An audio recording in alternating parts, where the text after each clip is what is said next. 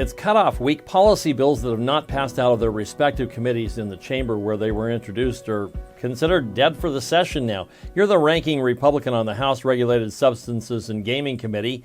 Can you summarize some of the legislation that's coming out of that committee? We oversee regulation regarding alcohol, tobacco, cannabis. So a few things are alive, a few things are dead. One thing that's still alive is the cocktails to go bill. There was a cannabis home grow bill that came out of that committee that we'll be seeing more of. One thing that died was a bill about stiffer penalties on retailers that are selling vape products to youth under 18. And while sometimes these are great ideas, the way the bills are written aren't always done in a manner that makes it effective.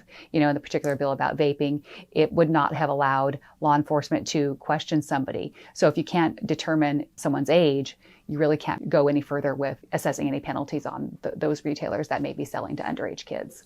One other piece of unfinished business is the police pursuit bill.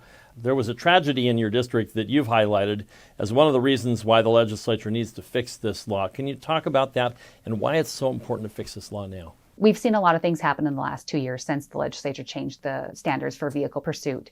And it's been very deadly. We've seen vehicle thefts just skyrocket. And many times we're seeing that those vehicles are being used to commit other crimes. They're being used to commit serious property crimes, and they can be deadly as well. And that's what happened in the district. In the Midland area a year ago, a stolen landscaping truck was used in a hit and run accident that ended up killing a 12-year-old girl, little Immaculée Goldade, and her best friend was seriously injured.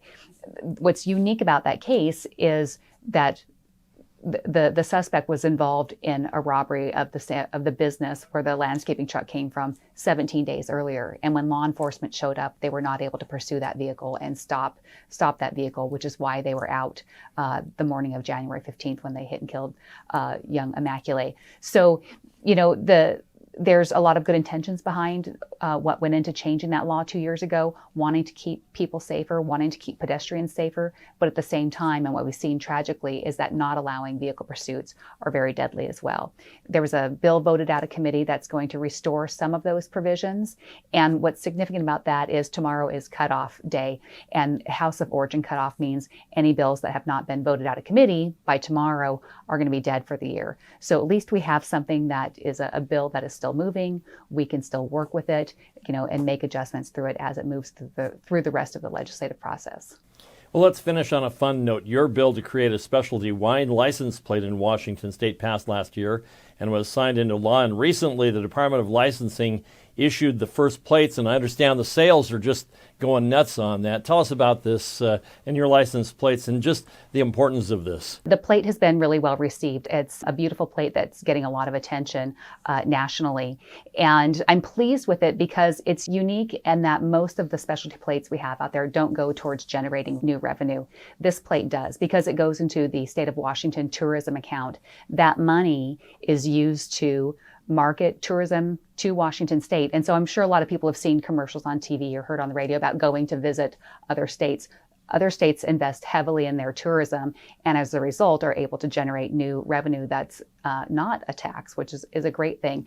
The Washington State Tourism Office has come to the legislature this year asking for additional funds to help invigorate Washington State tourism. So this plate, it unlocks matching dollars and will help that office have additional funds to spend on tourism marketing. And they expect to have a 33-to-1 return on that investment. So just conservatively, I collected 4,000 signatures to get this plate through. And if we sold just 4,000 plates at $40 a piece, could generate $160,000 in revenue.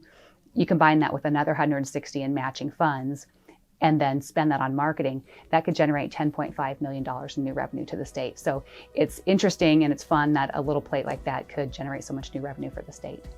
Where can people get more information about your legislation and how can they get involved? People can always go to my website, representativekellychambers.com, for more information and to contact me.